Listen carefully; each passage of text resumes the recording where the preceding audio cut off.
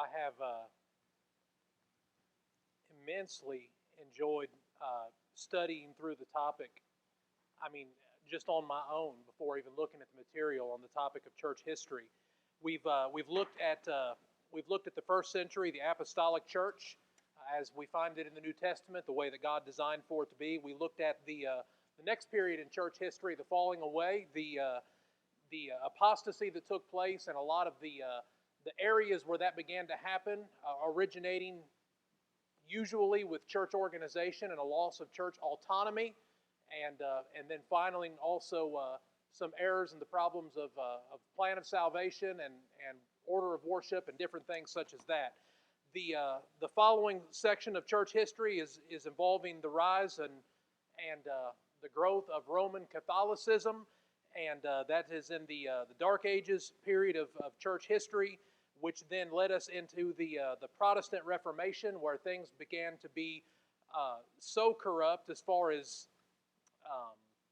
sale of indulgences and just a complete loss of connect with doctrine. And because of the nature of the Dark Ages, people don't have access to the Word, and so they're told what to believe, and then based on that false information, the papacy grew in its power and in its influence. It really became as much a political organization as it was a religious organization, and so the corruption, the desire for power increased, and the Protestant Reformation was a partial answer to that. There was a desire to correct a lot of the specific corruptions that had happened within Roman Catholicism. And the problem, as we talked about with the Reformation movement, and I never want to sound like I'm denigrating the minds or the individuals who were leaders within that movement, because they were courageous, they were brilliant minds, they were extremely brave. Many of them paid with their life's blood for their convictions, but it was a narrow focus, often too narrow, to correct a few of the problems within Roman Catholicism and not go all the way back to simple New Testament Christianity.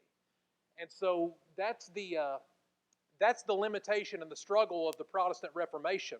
Last week we began a study of the Restoration movement back to the New Testament. And as I said, I realized very quickly that was way too much material for simply one class. And so we looked at it and looked at a part of it and said that we would come back and look at it in a second class. We illustrated the idea of the Restoration movement with the Old Testament example of the transporting and the moving of the Ark of the Covenant, and how it was done wrong because they went by their own innovations and added their own ideas of how it should be done. And then after dealing with the consequences of that, they simply went back to the book. What does the Bible teach that it ought to be handled? How does the Bible teach it ought to be handled? What is that transporting? What is it supposed to look like? And that gives us an image, at least, of what it means to restore, an idea of restoration of Christianity. And we started by looking at the process of the restoration of New Testament Christianity. It was guided by the overriding principle of speak where the Bible speaks and remain silent where the Bible is silent. That was the guiding principle that they labored under, and to drive them back to the restoration principle. It was also led by the motto of simply call Bible things by Bible names and do Bible things in Bible ways. Now, with just those two concepts, you have moved tremendously back towards the New Testament and away from what had developed into full-blown Roman Catholicism, and then developed into divided Christianity through denominationalism. So much of that is taken care of by just those two basic principles. Speak where the Bible speaks, remain silent where the Bible is silent. Removes all of the additions to Scripture that had come in along the way. Call Bible things by Bible names and do Bible things by Bible ways. Gets rid of the man-made designations of so many different things that had crept in over a period of 1,700 years. But just like the Reformation, I want to look having done that, what I wanted to do tonight is look at some of the brave and the very, very bright minds that led the movement back to the Bible. And we'll say more about an overall feeling toward them later, but what I want to say, like I said about the Reformation movement, is that these men were extremely brave. They were bright. One thing that I notice about them is that they were independent thinkers. They came out of a situation where, unlike the Reformation movement, they became something that they were not preceded by for generations. It wasn't something their fathers did, that their fathers did, they were independent thinkers and coming to a lot of the conclusions that they came to. And whenever you're an independent thinker and it challenges the system, there are consequences to that. And these men had also a very high price to pay for doing what they did. Now, they didn't have to pay with their life's blood like the reformers did, but there was still a high price to pay.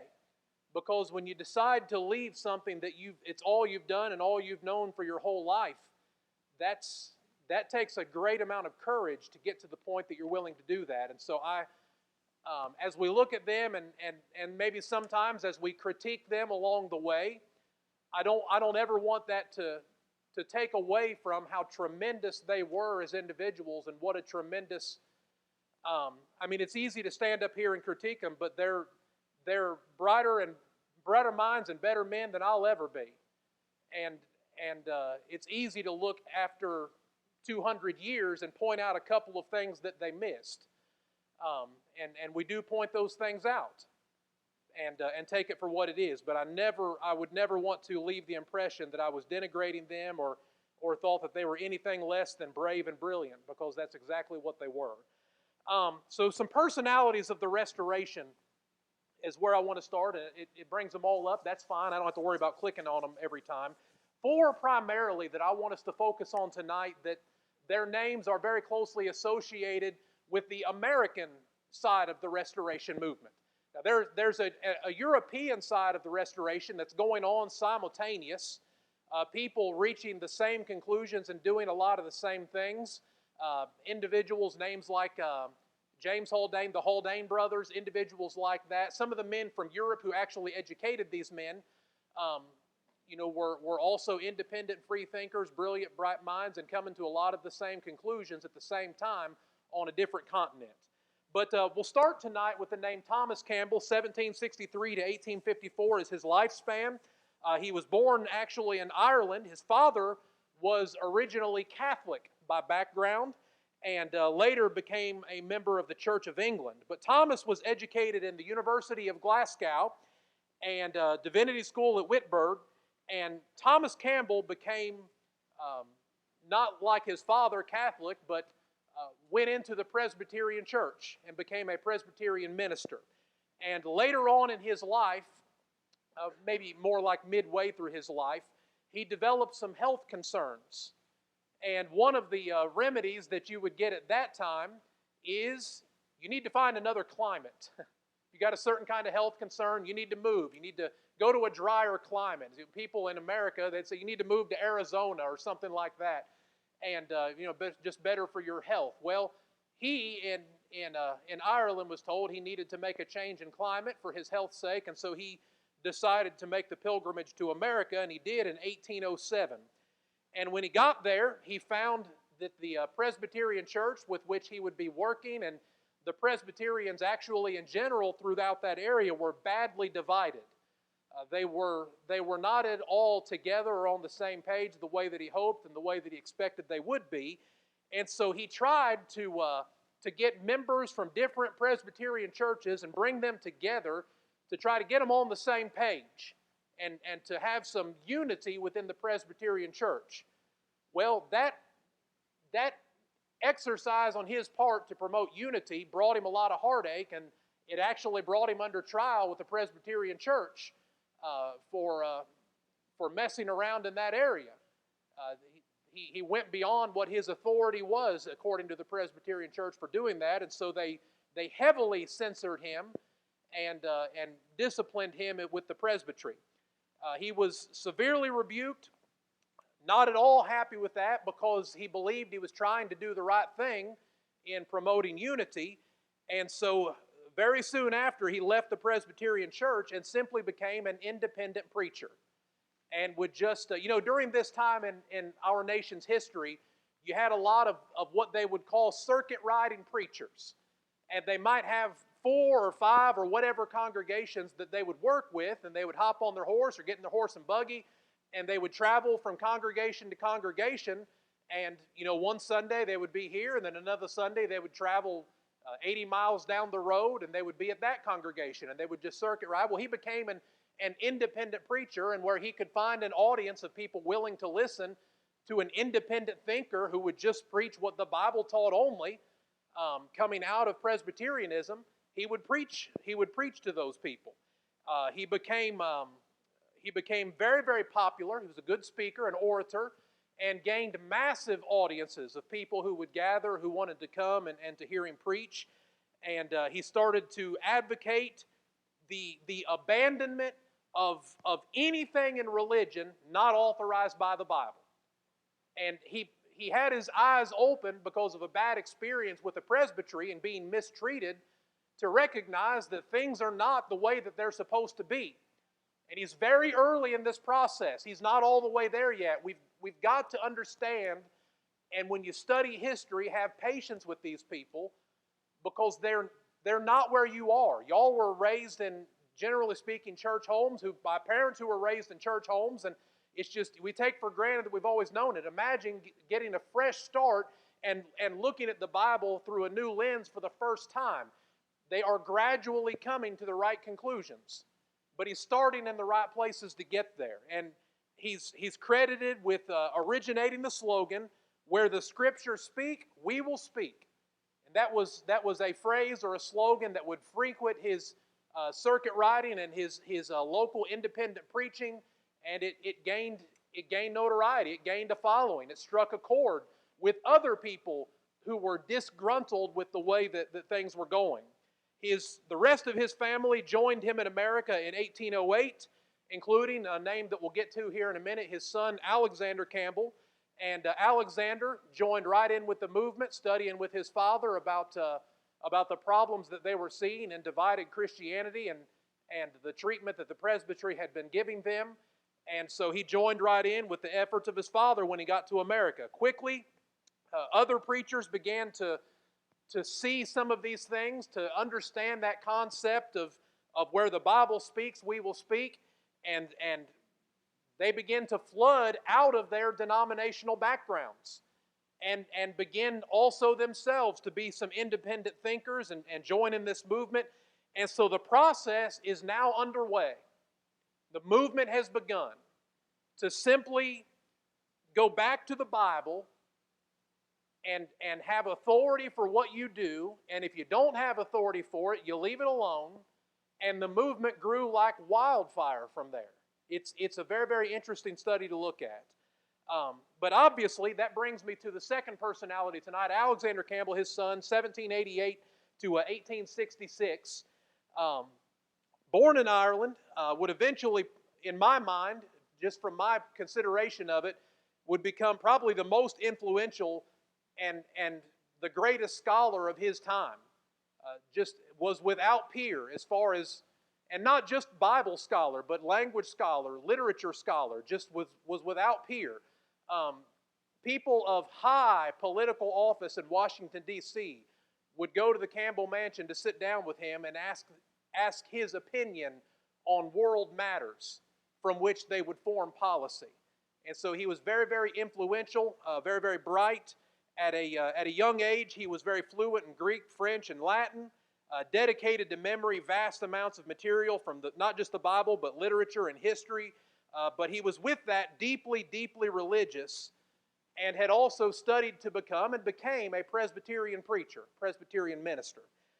Through his studies, he began to question some things that he had never given consideration to before. One of the first things that he began to question that we find out about was his baptism. and he had been sprinkled to be baptized. And knowing the languages and knowing Greek and looking at the Bible and studying it the way that he was, he began to realize that's not in harmony with what the Bible says that baptism is. The word literally means immersion. And that's not what I did. That's not what I experienced. And so he and his father and a number of others who came out of a variety of divided Christianity backgrounds were immersed at the same time in 1812. And so they're reaching these conclusions over the period of about that 4 years. He owned his own printing plant, and he began writing, and these next two things that I mentioned, I've actually got a collection of all of these, but he began writing a periodical called The Christian Baptist in 1823. And that went on, I believe, for 7 or 8 years. Very similar, similar in idea to like our Gospel Advocate that's laying out there on the table. Something that would go out monthly, just a periodical to people who were interested and wanted to study deeper. He then began a publication called The Millennial Harbinger in 1829 or 1830, right in that time frame. He was an educator. In fact, he is the founder of Bethany College in Bethany, West Virginia. I've made a trip there. That's where the Alexander Campbell Mansion is and his study. And it's interesting, his study, his office is kind of, I guess it's like an octagon shape, lined with shelves, a hallway lined with shelves. And in the middle of it, there was a podium like this, about 3 times its size, but he insisted on doing all of his studies standing up. And that's the way he did it because he felt like he was a better thinker on his feet. And so there was no chair in his study. He studied on his feet. But founded Bethany College in 1840, a respected orator. In 1850, he actually preached a sermon to both houses of Congress in Washington, D.C. So that's the kind of respect that he garnered. Statesmen like, he was good friends with statesmen like Henry Clay, James Madison. They would go to hear him preach often and visit with him frequently. He was a prolific debater. I believe that he had 7 or 8 of them printed, but he would debate, Presbyterians, Baptists, atheists, skeptics, whatever it was that they were willing to debate. And I've got these books, and I'm talking massive volumes of an eloquent orator, hundreds and hundreds, probably about 1,000 pages thick and small print. And these things, nowadays, you every now and then you'll hear about a religious debate, and it'll be 2 hours a night for 5 days. They did this thing for a month, for hours. And so that tells you the kind of minds that were involved. And I'm kind of at the halfway point with these personalities, and so let me say this. I want to remind us that just like the Reformers, these were just men. They had their flaws. They had their mistakes. They had things that they didn't figure out at first that they believed that were wrong and believed it for a large part of their lives. They studied their way out of a lot of them. Sometimes they didn't. There are things about Thomas Campbell and Alexander Campbell that I disagree with. But that's so easy for me to say after folks have got to study it for another couple hundred years and used a lot of their minds to be able to get to the conclusions. I believe that what I have to understand is that they are coming out of the forest of error and stepping into the clearing for the first time. That doesn't just click overnight. And so I give them patience, and I understand that they're, while brilliant and respected and brave, and I'm thankful for them, that they're not inspired. They're not God. They, just like with any preacher, you'd have to check what they said and make sure it was right. They weren't right every time. But boy, they tried. And they came miles out of where they came. They came out of the fog of denominationalism, and that's all that they had known. And so reaching these conclusions and recognizing in a study of salvation, my baptism's not correct. What else is not correct? And then over another period of 4 or 5 or 6 years, well, what about the organization of the church? This is all we've known, but this is what the Bible teaches. And so I admire them, but I don't hold them up as flawless. And I wouldn't want anybody to think that I did. We don't worship these men. They made mistakes along the way. Even the apostles wouldn't receive worship. These men certainly were not inspired and shouldn't either. The third name I put on here was Barton Warren Stone, 1772, 1844. Did I say that right? I don't want to sound like I'm denigrating them, because I'm not. I respect them highly, but I also don't want to sound like I revere them either. They're bright men, but that's what they were. Barton Warren Stone, Barton W. Stone, born in Maryland, also, by the way, a Presbyterian minister. When he was ordained to the ministry, very, very independent, sharp thinker, he stated, and as a part of being ordained to the presbytery, you had to basically pledge your allegiance to the confession of faith, the Presbyterian Confession of Faith. That's their creed. Well, he stated that he would, quote, subscribe to the Presbyterian Confession of Faith only as far as it is already consistent with the Word of God. That is already a mindset that's going to challenge some thoughts. He didn't just do what everybody else did and sign off on it. He meant what he said, and he was taking this very, very seriously. As time passed, he became dissatisfied with a lot of things in the Presbyterian church that did not line up with the Bible, and so he left the presbytery, set out on his own, just like with these others, to simply become an independent preacher and simply preach the Bible, simply the gospel, the way it's found in the New Testament.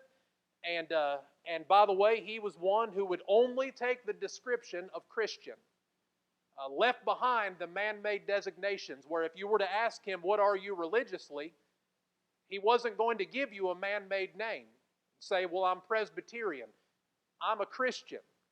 And that sounds so simple for us today, but remember what they came out of to get there. That speaks volumes about independent thinking on his part. Gradually, he developed a clearer and a clearer picture of pure New Testament Christianity. His influence spread. He's credited with a lot of the work up in Kentucky and Ohio. That in the mid-1700s in the mid-1800s up through the 1900s, the hub of the Restoration was Cincinnati, Ohio. Now, where's the Bible Belt now? If you had to put a buckle on it, not in Ohio. I'll tell you, because I'm from Ohio and it's a train wreck. All right. Nashville, Tennessee. All right, through Tennessee, Arkansas, Texas, Alabama. That right through that area right there. Cincinnati, Ohio was the equivalent of that during the Restoration movement. And he had a large part of influence all throughout that area. One of the interesting things is that up through this time, Campbell and Stone had never met each other. And they can't just hop on their cell phone and call each other either. Remember what kind of time we're in. They've never met each other. Never sat down and had a Bible discussion together. But by simply going back to the Bible, they ended up doing all the same things. And that's what happens when you simply go back to the Bible. You reach the same simple conclusions when you leave off the goggles of divided Christianity. And you start looking at it through a pure and untainted lens. Came to the same conclusions. The two did finally meet and decided to join forces because they realized we're trying to accomplish the same thing here, simple New Testament Christianity, and they began working together at about the time of 1832 out of Lexington, Kentucky, and they joined forces. Also a prolific writer, he began a periodical also called The Christian Messenger in 1826, and that's a name, Stone, that deserves a lot of credit for what happened in the Restoration movement. The fourth name I put up here is Walter Scott, 1796, 1861. Born in Scotland, educated in Edinburgh, came to America in 1818. He taught school for years, was a great educator, and was all of his life a diligent Bible student. Took his Bible studies very, very seriously. He met Campbell in Pittsburgh in 1821, and the best that I can tell from history is that the two became just about best friends. Just dearly loved each other. And were, again, on that same mindset of going back to the Bible. Scott's influence was primarily through Pennsylvania and Ohio. And so he had a little bit of a different reach than some of these others. He helped many denominations through that area leave their division and simply return to just basic New Testament Christianity as they were abandoning some of the divisive principles. He is credited with rediscovering what the Bible teaches a person has to do in order to be saved. And other people were coming to these same conclusions, but he kind of gets a lot of the credit because he put it in a way that anybody could remember. He came up with what he called, and he would preach as he's circuit riding and going around doing this work, what he called his five-finger exercise. Five-finger exercise for the plan of salvation. And I would remind us on that when you think about the hand and the five-finger exercise, think first of all about the hand of Christ being nailed. Because anything that happens is because of what he has already done for us. But in response to the pierced hand, he showed that the Bible teaches that a person has got to hear in order to be saved. Faith comes by hearing, and hearing by Word of God. Romans 10:17. So I can't have faith if I don't hear. So he said you got to hear. He said you got to believe, and referenced all of the obvious passages in the Bible. And there aren't many religious groups out there that would dispute that. You got to hear. You got to believe. And he then said a person needs to repent if they want to be saved. I tell you no, but unless you repent, you're going to perish. Luke 13:3. Repent and be baptized. He then said that a person, number 4, needs to confess their faith. Romans 10:9 and 10 says that it's unto salvation. Look at the example in Acts 8 of the Ethiopian eunuch. I believe Jesus Christ is the Son of God, and then he was baptized. And so he said, a person's got to let you know what they believe. And then number 5, according to the Bible, a person needs to be baptized, which means a burial or an immersion for the remission of sins. And the way he presented it was just a unique way to present it, where even the children in the audience went away remembering that. Anybody can remember that and think about that concept of the five-finger exercise. So these other guys, they'd reached the same conclusion. They just weren't as cute about it. They weren't as memorable about it. And so he gets a lot of the credit for that. Now, obviously, there are hundreds and hundreds of other names that could go on that list.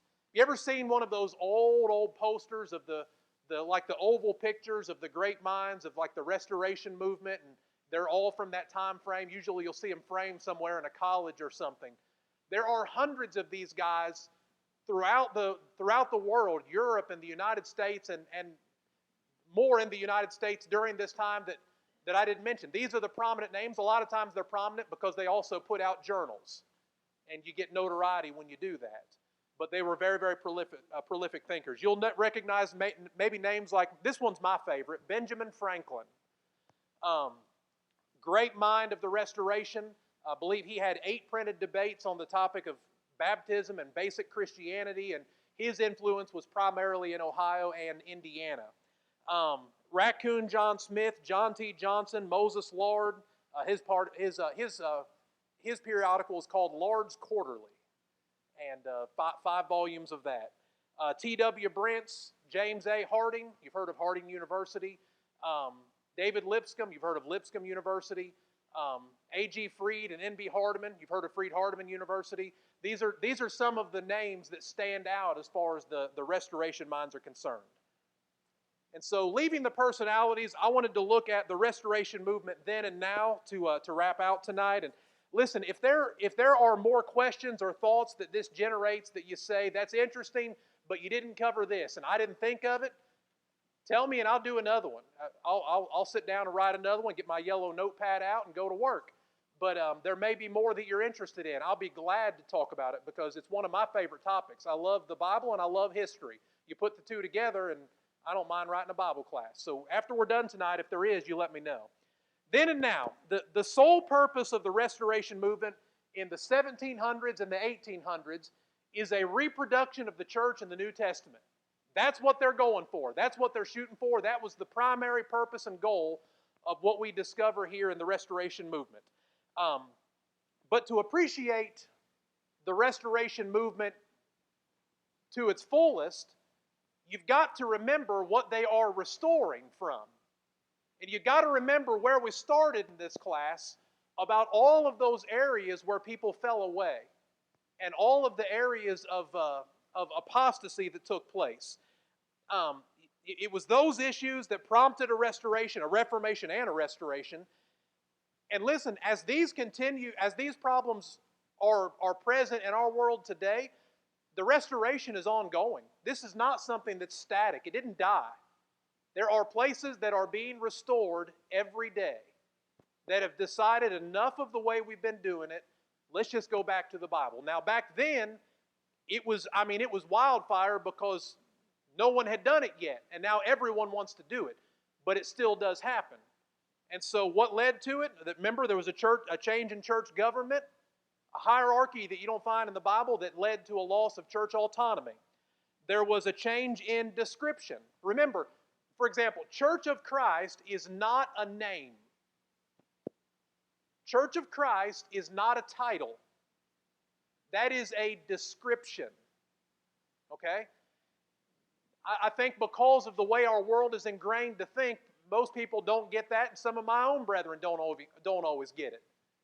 And so we have to understand that. We wanted to identify with a description that you find in the Bible. Romans 16:16, the churches of Christ salute you. And so we'll use that identifying characteristic. Give the credit to Christ for what it is. Call Bible things by Bible names. But there was a change in description that took upon it man-made names, and you never find any authority for that in the Bible. A change in the subject of baptism. By subject, I mean the person being baptized. The change was they began to baptize infants, and that was because of a false doctrine of Calvinism which taught that babies were born sinful. Well, if a baby's born sinful, you better baptize the baby. All right? That was another change. A change in the form of baptism. In the Bible, it was just immersion, a burial. But they began to change, pouring, sprinkling, other things introduced. A change in human creeds being introduced. People began to follow a discipline or a confession of faith or a manual instead of just going to the Bible. That was another thing that led to a restoration. A change in the worship service and adding things to the worship from the corrupt Catholicism of worshiping of saints and images to the introduction of things on down the road in the denominations later on. And then a change in the plan of salvation. Those 7 things where they went off track ended up being 7 things that got their attention later on and said, we want to take it back to where it needs to be and restore the church. The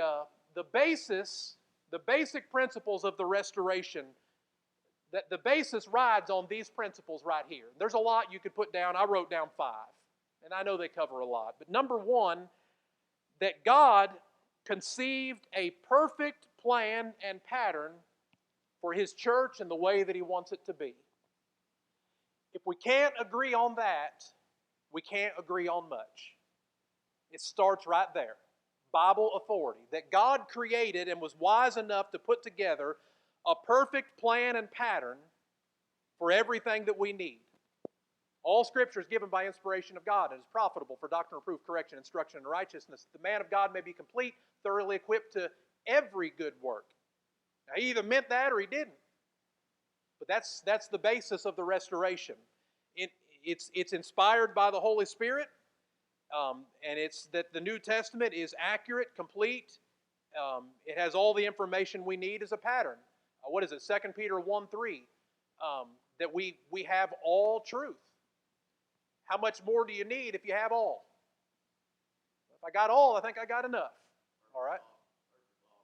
Perfect law of liberty, James 1:25. And so that's the first principle. Number 2, that Christ is the and the only supreme head and authority for the church and all things religious. Not a man, not an earthly headquarters, not a man-made priesthood. Christ is the head of the church. And the authority in all things religious. Colossians 3:17. Whatever you do in word or deed, do what? All in the name of the Lord. All right? And so that's the principle, one of the overriding principles when it comes to restoration. For that reason, every error that happens or that creeps up or that troubles the church means that you did something you didn't have Bible authority for. That's what it comes down to. Galatians 1, 8, and 9. He tells them to believe no other doctrine. All right? Now, if there's a lot of implications there. If he tells you got to believe this one and you can't believe any other, well, that means that I can read it and understand it. In fact, the Bible says, whereby when you read, you might understand my knowledge and the mystery of Christ. But I can read it and understand it. There is a truth, because if there's an error, there has to be a truth. If there's an error or a void, there has to be a right to walk in. And so there's a standard that we can follow, and acceptance of the Bible alone, just by that second principle right there, that automatically removes every human creed and manual and catechism and confession of faith. Remember and he gets credit for it because he was cute about saying it, but people have been preaching it for 100 years before him. Marshall Keeble, if it's got more than the Bible, it's got too much. If your creed book's got less than the Bible, it doesn't have enough. If it's got the same thing as the Bible, then why in the world do you need it? All right? Just common sense approach to it. If Christ is the supreme and only authority, the Bible is his creed, that's all we need. That kind of rhymed. I might get famous out of this. I don't know. All right, number 3.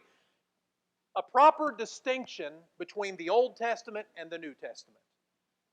That was a cloud of confusion for a long time. And people would go to the Old Testament to try to authorize a New Testament practice. Well, there's a distinction there. The Old Testament, the law of Moses, was written specifically for an individual nation called the Jews, to get them to the point that they would bring the Redeemer into the world, who would then bring the law of Christ, and the old law was nailed to the cross, Colossians 2:14. The old was done away, the new was brought in. The new was the fulfillment of the old. Think not that I'm come to destroy the law. I've not come to destroy, but to fulfill. All right? And so, a distinction between the Old Testament and the New Testament. The New Testament is the authority for the New Testament church. The Old Testament's right. Do we believe it? Absolutely. It's inspired? Absolutely.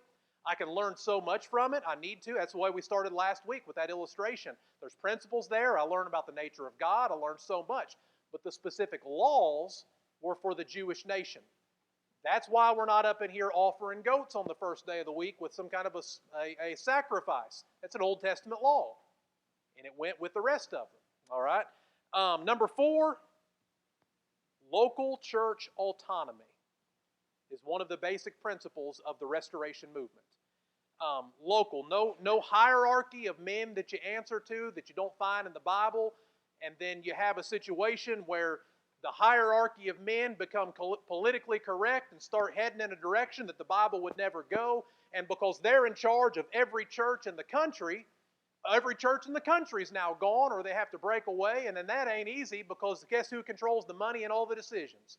The hierarchy does. God in his wisdom set up local church autonomy. They answer to their own local congregation, to the Bible and to Christ, and that's it. That's it. And then the 5th one I wrote down is the unity of Christians in love and practice. One of the basic principles of the Restoration. 1 Corinthians 1:2, speak the same things, be of the same mind, the same judgment. By the way, there's a difference in unity and union.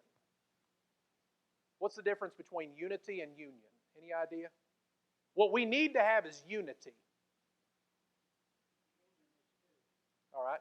A union is where you bring two things together. All right? They may not agree. They may disagree on everything. They may not speak the same.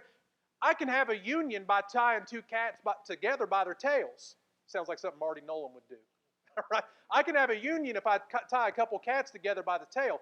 But I'll promise you this, there isn't going to be unity. All right? Unity is the same mind and the same judgment. That's the motive of the Restoration. Unity on the Scripture, unity under Christ, unity together and practice faith and love is the basis of the Restoration. Time is up. Again, if there's more that you would like to study on the topic of the Restoration, more personalities you would like me to bring out, I would love that. I think the 4 kind of sets the stage. A lot of people don't like the personality studies, and I'd hear some snoring or something, all right? But if there's another topic of the ongoing restoration, whatever, if I haven't covered it, tell me please, and I'll try to do better. But what I will end by saying is this. We are always only one generation away from going back to the things that they fought against so hard. One generation. All it takes is me not teaching a class like this to this pew right here, and they have no clue about what we do or why we do it, and it's lost. It's gone. And I'm going to tell you, there are a lot of places out there that aren't teaching it that should be. It is not taught anymore. It's just not. And it needs to be. One generation and it's gone. That's how important you are. That's how important it is that these things be handed down generation to generation. And the principles are understood and governed by. Because one generation is all it takes. And they are lost. Any questions on that tonight?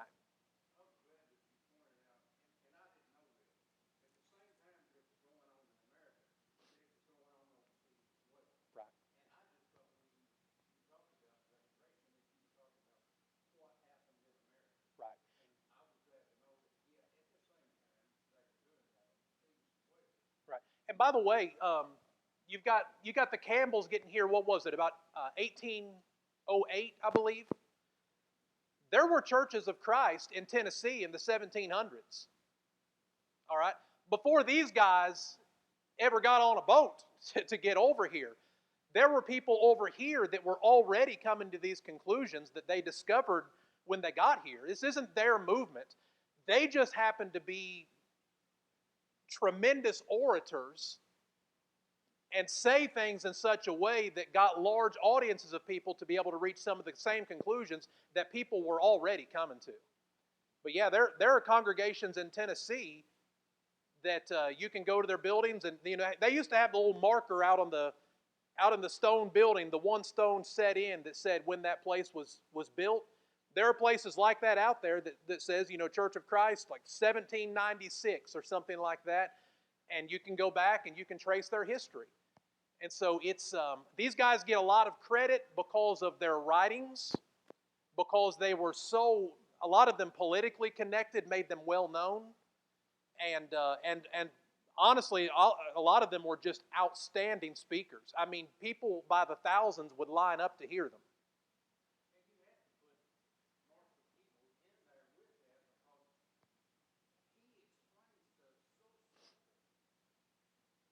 Yes.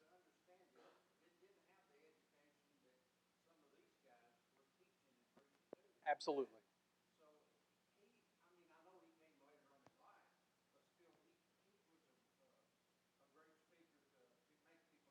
Has anybody in here ever heard him? Or did anybody in here ever hear him? You did? Um, you're a lucky guy to be able to say that. There are audio. I've seen where they used to have the old records and they converted those over. But Marshall Keeble, what I would put him in equal ranks with these guys because of this. These guys were obviously spoke to a white educated audience.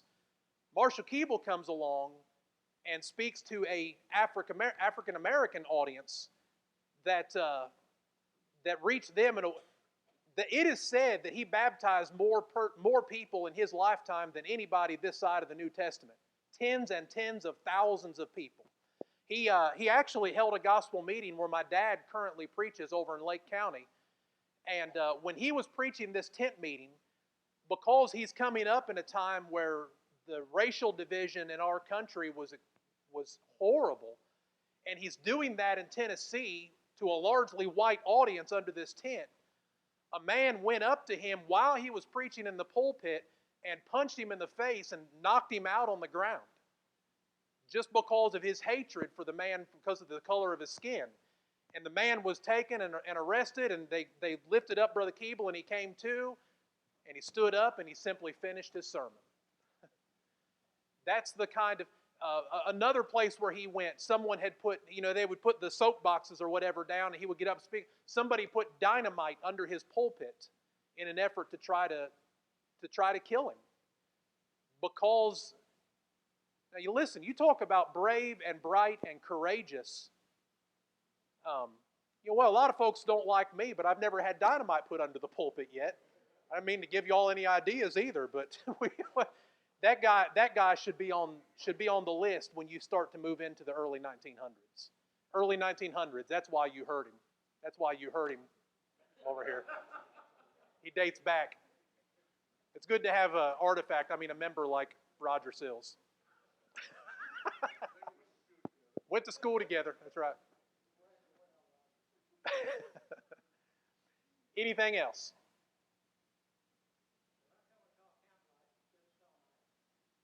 Yeah, or whatever. People who want to denigrate the cause. Yeah, they probably haven't. I've never been called that myself. People who want to denigrate the movement and stay in their religious division, they have to discredit the movement. And so what they do to discredit is they'll call names. And that's what people do when their heart is not open. They start calling names. Right. Right. Right. And it goes through processes, and sometimes the recognition is, first of all, we need to go by Bible designations, and prayerfully that'll lead into recognizing some other things too. That's the first step, but it's a short step. But as a way to denigrate the movement, people during that time started saying, well, you're just followers of Campbellites. All right? And but as I said, the movement was here before they stepped foot on, before they discovered America. And it was simultaneous throughout the known world at that time, just like the Reformation was. And when you look at for instance, you think about like a denomination like the Lutherans. Luther didn't want them to name it after him. They did that after he died. Now they could be called followers of Luther because they've made themselves that, but that's not what he wanted. And so you consider that also. All right. Anything else? Thank you for putting up with it. All right. If you like history, you probably were interested. If you don't, we'll wake you up when we leave. All right. And cut the lights out. Did you happen to pick out a song tonight, Van? 421. Did you even look at what 421 is? Doesn't matter. All right. Give me a second.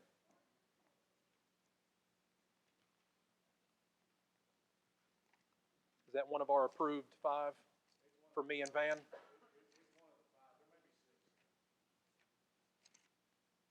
All right. 421? Okay, very good. And that's it. That's it. All right. I thought tonight for the invitation, I would simply remind us of something we talked about earlier: the 5-finger exercise. If someone is interested in salvation, don't forget the pierced hand of Christ. It's by His grace that we have the opportunity to be saved. We didn't work up the plan. It's not of works, lest any man should boast. We didn't develop the plan. He did. He made it possible. And it's by His blood and His sacrifice that I can be saved. But when I consider what He did, isn't it so simple to simply do what He asked me to do? When I think about what He paid the price for, to simply read the Bible and do what it says to hear, is it too much to ask, with Him giving His life's blood, that I believe in Him? Is it too much to ask of me that I change my mind about the errors that I believe and believe the right things in repentance? Is it too much to ask that I let people know that I believe in Him?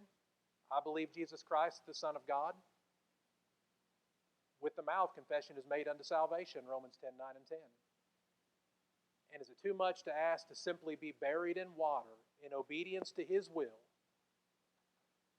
for the purpose of having my sins remitted or washed away? Galatians 3:26 and 27 lets us know that that's how a person gets into Jesus Christ. I can't be saved without His nail-pierced hand. I don't want to try to go to heaven and be saved and not go through Jesus. And And he tells me how to get into him. You're baptized into Christ. And then we try to live a faithful life, Romans 2:10. And we do that before him. And that 5-finger exercise is a good way for adults and kids alike to remember what it takes to become a Christian, and then how important it is to stay a Christian, to stay faithful. Maybe someone needs to respond. If you do, won't you come right now as we stand and sing?